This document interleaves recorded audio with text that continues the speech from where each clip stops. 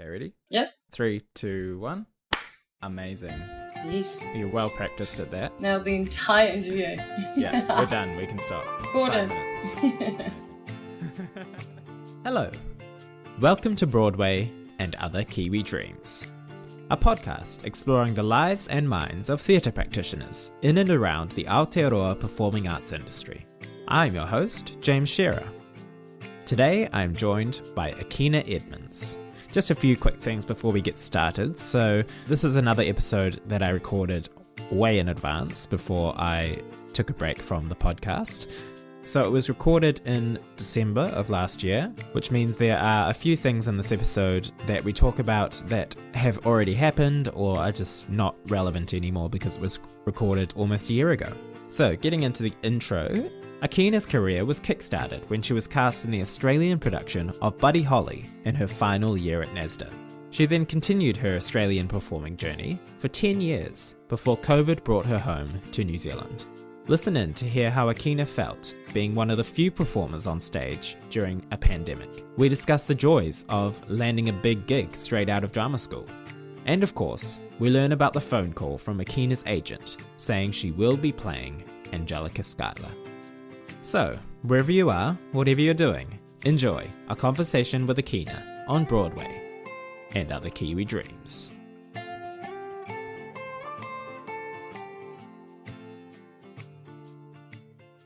Kia ora, Akina. How you going? Good. How are you going? I'm very good. How's life treating you at the moment? Pretty good, actually. Yeah. Ups and downs like everyone else, especially during this time. But I think we can all agree that it's just allowed a bit more reflection and reevaluation. So really good. Exactly. Yeah. It's a time to reflect and a time to get in touch with yourself, I guess. Yeah, exactly. So the first question I like to ask people is either an easy question or a super hard question, depending on who you are.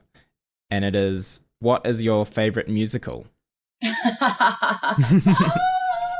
That's hard at the moment because obviously I'm going to be a bit biased. Let me try and not be biased. Favorite musical? Actually, to be fair, when I was in New York, I watched Memphis and was surprisingly moved. So I'm going to say Memphis as I catch myself in that thought there. I love Memphis. Yeah, it's gorgeous. What do you like about it? Is it the music or the story or the music and the story? Like I'm not someone who can like remember things. You know how people can quote movies after watching it once or twice? I wouldn't be able to do that. I just remember being moved by a moment that the cousin speaks. For those who haven't seen it, I don't want to give away too much, but yeah, and just people pushing the boundaries. But definitely the music and the story. And all those powerhouse females. Yeah, and males, you know what I mean? Like, it's a collective thing. It's no, you know, not one lot of person is really carrying it. It was just a gorgeous, I don't know what the guy's character name is, but beautiful performance from him as well. So, hey folks, Future James here. Just jumping in here to clarify that the main character's name in Memphis is Huey Calhoun, and I just learned that he's loosely based on a real-life disc jockey, Dewey Phillips. He was one of the first white DJs to play African-American music in the 50s, so there you go. Back to the podcast. Absolutely. Powerhouses everywhere. Yeah, definitely. So, jumping back in time a wee bit to your growing up life. Did you perform growing up at all? Have you always been singing and doing all that stuff? All that stuff. Yes, I didn't really know I wanted to perform until I was about 13, 14. And I knew I just wanted to sing, really. And then it wasn't until about 17, leaving school, I still just knew I wanted to sing, that then I got given this pamphlet for NASDA and went, okay, well, no, do that. So I got into NASDA and yeah, the rest is history, I guess. So from then, it was just a matter of getting work and doing what I love doing. Mm. What about your family? Were they in this world at all? In the performing arts world? Yeah. No, I think my grandmother likes to tell me that my great-grandmother was a really good singer. Sure. So that's cool. That's cool to know. I have a younger sister who is a very good singer. Yeah, and that's really it. Mum can't really sing. I mean, she'll tell you otherwise when she's, on the night out at karaoke. But yeah. Other than that, not really. So did they have any reservations to you going into this industry, or were they super supportive the whole way? No, I think the moving away from home is always a problem with big families, and being the artist of 7 as well, that feels like you're leaving a lot, and you are really. So they were sad, but there was I never felt held back from my family. If anything, sure. I would probably be the one that would hold myself back to stay with family if need be, so. No, they were very supportive. Everyone's just happy to do their own thing. Yeah. Cool. So the next question that I always ask people is, what is your dream role to play? And if I have done any research at all, I think that this may be coming up in the near future for you, possibly. Yeah, definitely. And that's only obviously a recent dream role. So definitely, yes. Angelica, and I think, the other thing too is, I was actually having a conversation with a few friends just the other night about this. And for me, what I would really love, regardless of who it is and what show it is the mix between, I don't really get to use any of my lyrical singing or any of, not that I would consider myself a classical singer at all, but be nice to use that sort of vocal range, vocal quality in a role that's quite meaty. In terms of its depth and substance, doesn't necessarily need to be on stage all the time or anything like that. Just a very meaty character with the opportunity to use the lyrical vocal quality that I don't really get to use in stuff that I usually get cast in. So whatever that is, it could I was be going to say, is there a role that you have in mind for that, or? No, because the Glinda is too far that way, too classical for me. I don't know. No, I don't have that answer. If you do, please let me know, because then, I'll be into it. Yeah, if anyone listening knows the answer to that question. Yes, exactly. Hit us up. I think my friend said, I'm quite sure you can do that with Angelica. I'm like, okay, great. Yeah, make it your own. Exactly. So we'll see. Yes, we will. So we mentioned NASDA, which is the National Academy of Singing and Dramatic Art in Christchurch, New Zealand. Yep. Always have to mention that just in case people don't know. What's that? Is that NASA with a D? Yeah. Yeah. Well, when you search just NASDA online, it comes up with some sort of space thing. So. Oh right. Okay. There you go. I was like, did you mean NASA? No. Yeah. Definitely not. Definitely not. Performing arts school in Christchurch. I can tell you that. No. Yeah. Exactly. Exactly. So yes, NASDA. How was the NASDA experience for you? It's quite a broad question, isn't it? Good. You know what I mean? Like, did you study? You studied at NASDA? Yeah. Yeah. I think the collective experience is, there's so many highs and so many lows. I think for me, it would have been good if I'd gone in maybe 20, 21. When you're 18, there's so much going on, especially hormonally, to try and keep focus in such intense work is a lot to ask of someone who's going through so much, just as a human, there's a lot going on hormonally. And so I would have loved to have been more present with the experience because there was so much offered. But because there was so many other things going on in my life, I really didn't give it the presence that I wish I could have. However, in saying that, I learned a lot, like so much. And there are still things that I carry with me today and moments that go, that's what they were talking about in class. And that only comes with experience. So life experience, not professional experience, just life experience. You go, that's what I'm talking about. So for me, it was a good experience. It was, and no true learning experience should be comfortable or easy or always fun. So there were moments where it was definitely not fun, and obviously moments where I considered leaving, as I'm sure many NASDAites have. And I think that is part of the experience, is considering leaving, because you shouldn't be going there if it's just something you're kind of half-hearted about, because they're asking you for your entire self. So I mean, that's a long-winded answer in how my experience at NASDA was. And I'm sure I would have taken a lot more in had I been slightly older and a bit more settled. Yeah, but it's like, hindsight's always 20/20, isn't it? So you never know what would have happened if you were older, or even if you would have gone if you were older, Yeah, exactly. And if you ask me then, it might have been a different answer. Like, this is, this answer is in hindsight, and I'm speaking on behalf of the 18-year-old me. So, Oh, another question. Yes, go for it. Different sort of question. What would be your dream miscast role to play? A role that you would never be cast as, but you'd like to play anyway.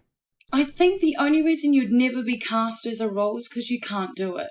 So then in that case, I wouldn't want to be cast in something I don't think I'm capable of, i.e. Glinda, in terms of true technical classical sound. Again, though, you never say never, right? Because once you put the work in and how long you give yourself, whatever.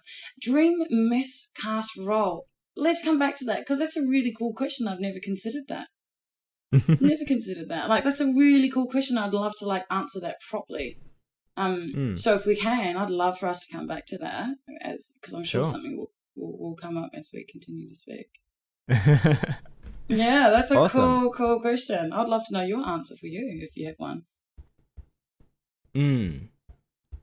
I did have one. Yeah? Which I recorded in March, and now I've forgotten it. Well, it could change, things change. It can change. As this whole year has taught us. As COVID has taught us, yes, exactly. Yeah. You've got no work, now you've got all the work. Yeah. Or you've had all the work and now you've got no work. Yeah, exactly. Yeah. So, moving through to your career. Yeah. So, after NASDA, but actually at NASDA, in your last year at NASDA, you got cast in Buddy Holly. Yeah, cool. The Australian tour, or just the Australian production? Yeah, I think, Australian production. How was that getting cast in that? Oh, I think we have Angela Johnson to thank for that, because she convinced she had a friend, I don't know whether it was the director that was the friend, please don't quote me, but she mentioned to them, you should come to Christchurch, because usually Australian productions, if they do audition in New Zealand, they audition in Wellington or Auckland. And I think Ange had something to do with convincing them to come to Christchurch. So we have her to thank for that. So then they came to Christchurch, and again, I have Ange to thank for that audition, because I remember her saying, and I use that to this day, because I like to yab on, especially if I'm nervous, she said to me, Akina, just go in there, do the business walkout. I was like, oh, Yeah. but what if I want to talk? So, now I found that balance of doing the business and also enjoying a bit of banter, but then going back to the work.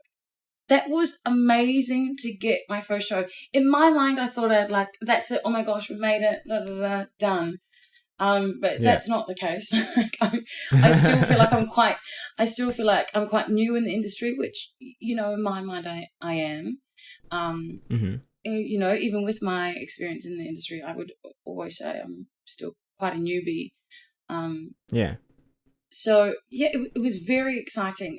We also had a new director and a recast, quite close to opening, which was slightly traumatic's a very strong word, but it unsettled and rocked the boat a little. So but I had no idea. So this was my first experience, and your first experience is the one you think how it's going to roll for however long you get employed in musical theatre. So for me, I was like, okay, this is all part of it. But it turns out there are different experiences with different shows and different productions, different producers. Yeah, that got me over here, and so that made me available to audition for other shows. Avenue Q I got because a friend from Buddy Holly couldn't do it, and she was like, hey, are you available? And so I was basically on the plane. I auditioned via voice memos really on the Friday, and then joined the cast on the Monday. Wow. Yeah, so there's just things like that where, people do say, got to be in the right place for opportunities. And I'm like, oh, yeah, it's true. Because it's just, time is such a valuable thing. And so it's all well and good to have the talent, but if we don't have the time to work on anything else, then talent's irrelevant. Yeah. And you got to be open to taking those opportunities as well. Yeah, and available, not have too much tying you down in a sense. Too many responsibilities. So I take my hat off to parents in this industry. I really do. Totally. And parents in the sense of fur babies, businesses, human babies, Yeah, any kind of baby. Yeah, exactly. After that, you worked professionally for 10 years in Australia. Is there a time or a production that you look back on with particular fondness, or? I'm going to have to say Beautiful. I know that's probably the most recent one. The reason I say, I'm going to say Sister Act and Beautiful for different reasons. Beautiful because everything was just gorgeous and full of heart, from the producers to stage management to company management to cast to then the show itself. Such a gorgeous show. That album, Tapestry, Esther Hannaford in that role, just stunning humans from the very top to, it's silly to say top to bottom because that's ridiculous, but you know what I'm saying in terms of producers down to cast, to crew, And that was the first show, I decided that I think I've had enough of covering unless, there are a few things in place. Again, never say never. And that was the first show that it was just one track for me. I'm used to doing about 4 tracks in any show. Yeah. Hey folks, Future James here again. Just jumping in here for the benefit of our non-performing arts listeners, just to explain tracks. So a track is essentially one performer's path through a show, both on stage and off stage. So that includes dialogue, choreography, can include harmonies, costume changes off stage, and props that they have to pick up, stuff like that. So learning multiple tracks means that you might have to learn a different choreography within a dance or a dance number. You might have to learn different harmonies even, different placements on the stage, different costume changes, everything like that. So it takes a lot of brain power to learn multiple tracks and be able to switch between them from night to night. So that's tracks. Back to the podcast. So for me, that was really, really nice. And Sister Act because I got to work with a beautiful director, Warren Bates, in New Zealand. And he just ignited that spark in me again for theatre, because I kind of came back to New Zealand going, oh. And then finding the heart within that show, Sister Act, because, it was all comedy, but there's so much heart to be played with and explored. So I got to explore the heart within that comedy, which was gorgeous.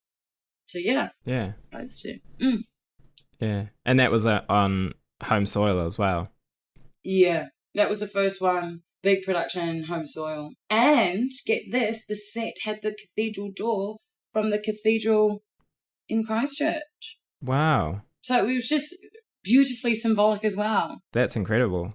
Yeah. So I felt a responsibility to honour that. Yeah. Just, not hugely, but just an inkling of that sense to really want to honour that set, being home.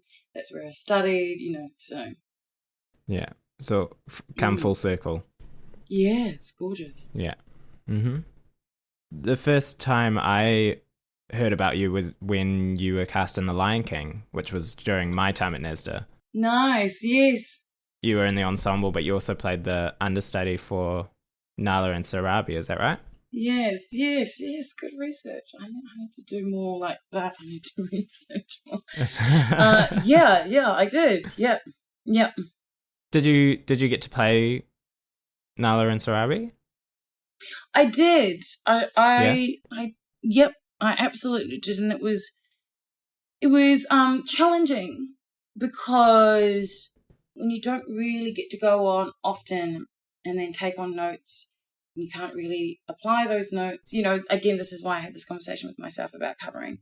But at the same time, it's equally as rewarding, because you get to go on. Nick Afua is Simba, and Jay Williams is Simba when he's understudy. We've had times going on together, and so it was Kiwis doing their thing over there, which was really nice. And I've learnt so much from that show, and the music was absolutely stunning. You can't, that's 2.5 years of the same show, 8 shows a week. So you've got to love something about it. Totally. And for me, the music kept me there. The music that spirit of the music is unbeatable. Totally. And to come from a 1994 Disney movie. Exactly. That's for the base.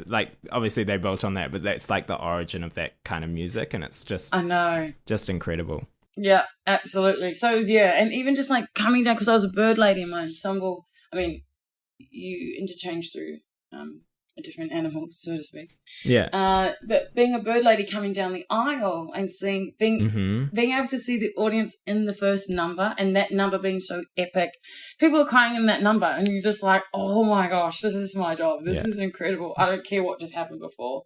Like, if you've had a crappy day, whatever. You come down the aisle and people are crying in the first number, you're like, wow. What a true gift to be able to share that, even just for a split second, with strangers. Yeah, totally. Yeah, I saw that. My family and I went to London when I was younger, and we saw The Lion King on the West End, and it was that opening number of just all the puppets coming down. It's like, as a kid especially, you're like, what the heck is going on? It's so epic. It's so epic. Like, and then the elephant is huge. Like, how does that thing even exist? It's huge. So yeah. Oh wow. And to see, coming back to you and that production, to see you get cast in that in my time at NASDA, I was like, wow, so this is what you can do with this degree. It's like, yes, this is the future for a lot of people that go to NASDA. So it's just coming back to NASDA, just an amazing springboard for people to exactly. And I think to add to that, there's also, I know I was very lucky. I was very lucky getting a job straight out of NASDA. Well, hadn't even finished the year. the third year. I was super, super lucky. So there's also the application. It's all well and good to get the degree, but the application doesn't stop. It does not stop. If anything, you're getting a bargain doing it at a school, because you're paying $120 for a private of singing. You pay however many thousands for acting classes, and but I guess with that though, you get to kind of tailor your training and try out different places, so you're not getting used to just one way of working, which is good because there's different directors everywhere. And productions work differently and all of that. So it is. It's definitely a starting point of discipline to really hone your discipline, hone your craft, and if you think you've honed it, you've got to hone it more. And it's what we were saying before of sometimes it doesn't click for years after you get out, like those lessons suddenly you're like, oh, that's what they meant. Yeah. And like any degree, you're not entitled to work just because you have it. Yeah. And I think, there's that balance of doing the work and also understanding that just you're not entitled to get a job straight away. Mm-hmm. Not all scientists get jobs straight away just because they have their degree. So it's the same. It's the same with us. Got to do the work. Got to do the work. Got to do the work. Exactly. Speaking of the work, you were on The Voice. I was. Oh yeah, that was fun. Yeah.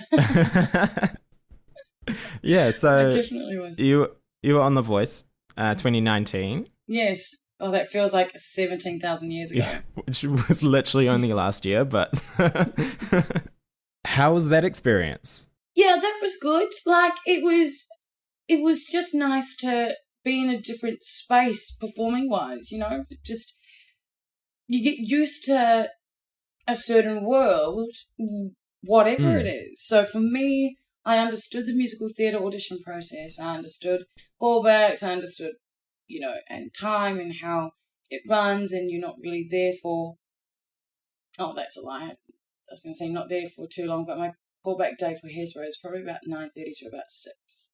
So I almost just lied. But mostly, so with Voice, you get to hang out with a lot of cool people, cool artists. You do, film is a lot different and so we're there for about 13 hours, but that's just, they call it the vortex, the TV vortex. As soon as you walk into it, time's gone. Like, whatever. Could be 2 a.m., it could be 2 p.m. Who cares? Are you hungry? Like, yeah. So that was it was really cool, and understanding the little nuances and what camera work needs, and working time frames around different circumstances, and so that was really cool. It was really cool. I enjoyed it. Because was that your first TV experience? No, not really. Again, it's just been reality shows. I think I don't know if you probably won't remember, but I think I was like 14 or 15, and there was a show called The Machine. I was up the coast. I think I was at Ngata College in Ruatoria, and went to Gisborne to film this reality TV show. Where you represent your region. There's an athlete, there's a performer, and then there's the brains, and obviously I was, so that was fun. And then, there was New Zealand Idol and just a few TVCs here in Australia. So yeah. Amazing. It's fun. They're long days. Yeah, totally. Any behind the scenes secrets that you can share? Well, if they're secrets, can't share it. No, we won't tell anyone. Don't worry. for any behind the scenes secrets, nah. You just get fed well. Yeah, you get fed well. You heard it here first. You heard it here first, folks. We got the scoop. Coming in with the goods. Nothing on the code today. Like, coming in with the goods about being fed. Typical Edmonds on about food. So you've just finished a tour of The Shows Must Go On, which at the time of being on tour was one of the biggest shows that was happening in the world because of COVID. Yeah, right, of course. Yeah, I didn't even think about that. Good stats. Oh, I like that. My question was, how did it feel to be like one of the only performers performing? But I guess you didn't think about it. Yeah, no. I did think about being one of the only performers performing. I didn't think about it being the biggest in the world. Yeah. I did feel a sense of responsibility towards my performing family. Yeah. You know, to take it all in and to honour it differently. It was. I mean, I've used honour and responsibility a few times now, but I really felt that this time, which was really cool. It was nice to go, hang on, this means a lot more this time out. And it always has for me. It's always, you know, for me, it's mostly about family. But this time it was family and family. So yeah, that's what it felt like. And you know, and some of us felt a bit of guilt. It was like I didn't really want to celebrate it too hardcore on social media because of the fact there are people mourning their jobs and mourning their way of expressing and their way of connecting. So it was a weird thing to feel excited and slightly guilty, and then realize there's no point feeling guilty. So to just honor the industry and do the best job you can with what we have. Yeah. And it must have been great to get to see your own country as well on the tour. To be fair, it was such a quick turnaround for every city. I really didn't get to experience a lot of the country. But we do have a stunning, oh my gosh, New Zealand is stunning. And so it did inspire me to make some time to explore, i.e. the South Island, Queenstown, like, whoa. But unfortunately for me, there wasn't enough time in each city. But yeah, even just driving from place to place, say it's like beautiful. Driving on those remote roads through the mountains, like it's incredible. Don't get nauseous. Yeah, our roads are so windy. Yeah, That's our roads are just incredibly windy. So far out. That was a bit of adjusting. That I had a bit of adjusting to do with that. It's fun. Yeah. The compromise was that you get beautiful views. So whatever. Yeah. Can't win them all. No, exactly. But no, definitely winning in that aspect. So we mentioned Angelica. Yep, we did. And yes. I don't think we mentioned that that's in Hamilton. If people don't know that. If you don't know that it's in Hamilton, then it doesn't matter. Then get Disney Plus and go watch Hamilton. yeah, and then wait for quarantine free on the way back and come watch. Yeah. So you're playing Angelica in Sydney, Hamilton, Australia. Yes. What was it like getting that call that you've got that? I actually didn't believe my agent. Really? I didn't believe. I think there were a few cuss words, but I was just wondering whether it was in callback or whether it was understudy or cover. Yeah, so it took him a few rounds of repetition to let me know that I was offered Angelica Schuyler, and that was that.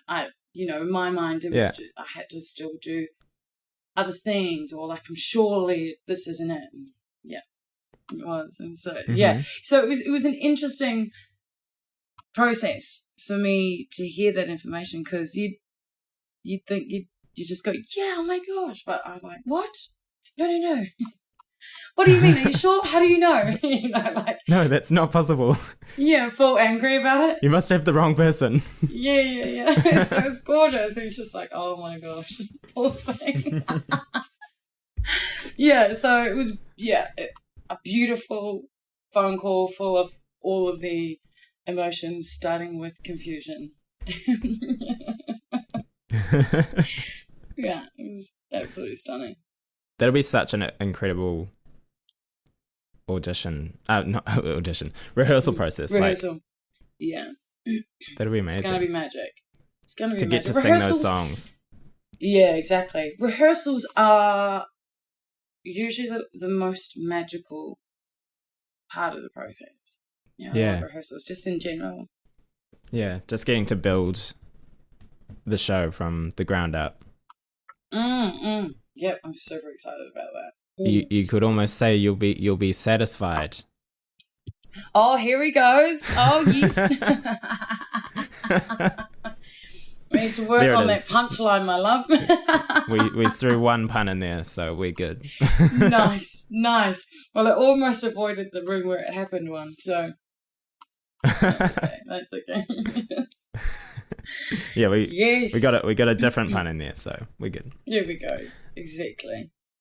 Do we want to circle back to the Dream Miscast role? Did you have a think about it while you were talking? I wonder if I'd want to play Hamilton. That's what I was going to suggest. Like, is there a male role that in would Hamilton be that you... Actually, I lie. Bert. Mm-hmm. There's some of those songs that he sings, man. Woo! So much soul. Yeah. I mean, soul goes without saying, doesn't it, in this show? In Hamilton, especially, yeah. So yes, the Dream Miscast role would be Bert. Done. There it is. Gorgeous. That may change, but for today, on the 3rd of December 2020, it's Bert. We have one listener question. Okay, go on then. This is from Ben Jarrett. It's kind of a deeper question. Okay. His question is, what helps you get up on those difficult mornings? I would say paycheck, but that's not it. Paycheck is never and should never be the sole reason for anything. Anyway, that's my own personal opinion. What helps me get up? Oh, my responsibility to the team. Sure. Yeah, that's a very strong one for me. And I think a lot for a lot of musical theatre people, knowing that, for me, I know stage management and company management have a job to do, and so that's just such a big thing to ask of them. And I know it's their job, and I know they're happy doing it. And then calling out, and there's call-out anxiety that I'd love to talk about on another day, that a lot of performers experience. So it's actually easier to just go in and not let the team down and be there for the cast. And in actual fact, if you say you just stay home, but it's not that easy for a lot of performers to just go, okay, now I'm sick, I'm just going to call out.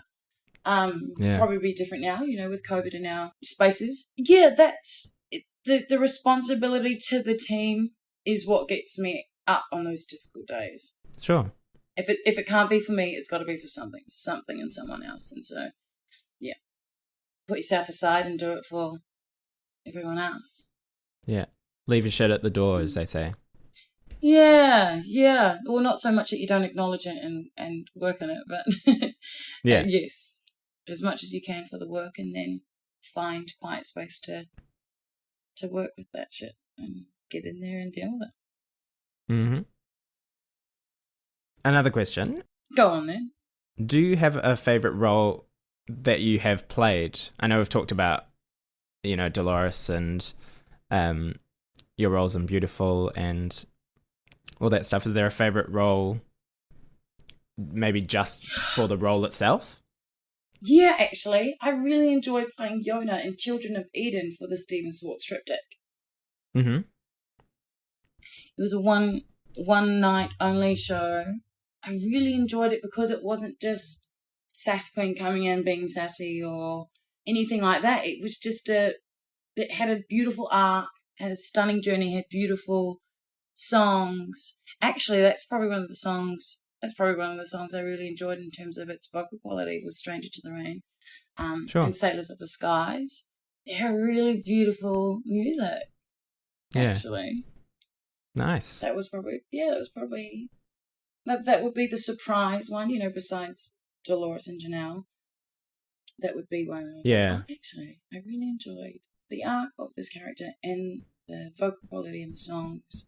It's interesting the quote-unquote smaller roles that kind of bring something out and emotionally, Yeah, I really enjoyed that. I really did. It's almost, like, the underdog characters, I guess, what I enjoy. Like, it's never been about, give me the one that's on the stage all the time. It's never really been about. In other similar areas but different, it says in your bio and stuff that you have taken screen acting classes. Oh yeah. So is that something that you want to make your way into as well? Absolutely, yeah. And again, there's no rush. I think there was a part of me that was like, quickly get into the next thing, do good at this thing. And oh my gosh, the pressure we put on ourselves to be amazing straight away is just ridiculous. So yes, and the reason, something about screen acting that I really, really enjoy is just that intimacy and not needing it to read 7 rows back to a House of 2000 or to the Gods, or you can have that same intensity but just in such a minuscule, small kind of frame, so to speak. Totally. Yeah. And just finding that balance has been really, really fun. And thinking, in my mind, I was like, oh, yeah, that transition will be easy. You just do everything smaller. I was like, it's a bit more to it. It's actually just a completely different. Yeah, exactly. And it is, and that's what I love about it, is that it's completely different. You don't have audience feedback, so the only feedback you're getting is from your scene partner and maybe someone behind the camera. It's definitely something that I enjoy a lot. And again, it's funny because that thing of making it smaller and quieter, and then you've got the likes of Jim Carrey, so that's not really the rule of thumb with camera. It's like there are certain rules, but rules are meant to be broken. There's not really. Yeah, there's not really. It's just a different way to work that muscle, that that acting muscle and technical muscle, being aware of different technical aspects. Yeah. Theatre's got theirs, screen has theirs, and so it's really, really fun. I just adore it, and I'm about to go to another one on the 12th, and I haven't been in the room for a screen workshop in so long, so I'm peaking. Yeah. Peaking. Yep. Just do some work and to mess it up and like be shit and be super rusty and not be good, and then get notes and go, oh my God, that's mine. Yeah, I'm excited. Yeah. Well, keep an eye out for Akina Edmonds on the silver screen. Yeah, cute. I mean, availability will be scarce through this contract. Yeah, maybe like within like 10 years we'll... Yeah, exactly. The 5 to 10 year plan, whatever that means. Yeah. So, and the main thing is my favourite thing about that is understanding that I'm not really too fussed about the outcome. It's because the process of going to class is what's fun for me, is what's exciting, and so if gigs come up from that and whatever, that's fine. That's gorgeous too. But I just love being in class. It's all about the process. Yeah, I should probably get out of class at some stage, but whatever. Until then, I'm enjoying it. So coming towards the end, I guess, this podcast is called Broadway and Other Kiwi Dreams, based around performing as a Kiwi. Yep. So my question to you is, what is your Kiwi dream? My Kiwi dream. It's quite a few. Obviously, screen, theatre, crazy, sidebar, non-theatre at all. I would love to study criminology, psychology. Sure. And then I was reminded that I was so interested in science. I was reminded of that as I was walking home today. I was like, I remember really wanting to study science. And I guess, all in all, the ultimate would be to come back to New Zealand and build a centre for youth to, help them and help facilitate youth that may not have resources or support networks in achieving their dreams with gangster facilitators, like, amazing people. So that's kind of like the ultimate. I'm talking like 50s, 60s. Yeah. My age, not their age. Yeah, I mean, that's that for me. That's kind of the ultimate. And again, things may change, and I might want to do other things. But again, for the 3rd of December in 2020, that's the answer. Amazing. Well, that's a very, very cool dream. Yeah. Yep. Well, I think we've been going for 58 minutes, so there you go. There you go. Yep. So thank you so much, Akina, for coming on the podcast and sharing your wisdom. Sure, if you call it that, yeah. And thank you to everyone for listening. Yes, thanks to everyone. Thank you for having me and having chats and letting me share some things. Of course. All right, bye everyone. Bye. Bye. That was such a cool episode. I loved her story about going for the Buddy Holly situation, like just being at the right place at the right time and then just going for it. Like, that's one thing I'm learning about. Well, I already knew it, but like it's solidifying in my mind talking to these amazing people about just being open to opportunities and then just going for it head on. If you want to see more of Akina doing her thing, head to akina.maria on Instagram. Wherever you're listening, why not subscribe to the podcast feed? And also give us a rating and a review. It'll help get the podcast into more ears, and after all, that's the goal, isn't it? You can also follow the podcast on Facebook, Instagram, and Twitter at Kiwi Dreams Pod. Check out the website, kiwidreamspodcast.com. And if you want to support the show, you can do so over at patreon.com/Kiwi Dreams Podcast. I hope you have an amazing day, and I'll talk at you next time with another amazing guest on Broadway and other Kiwi dreams.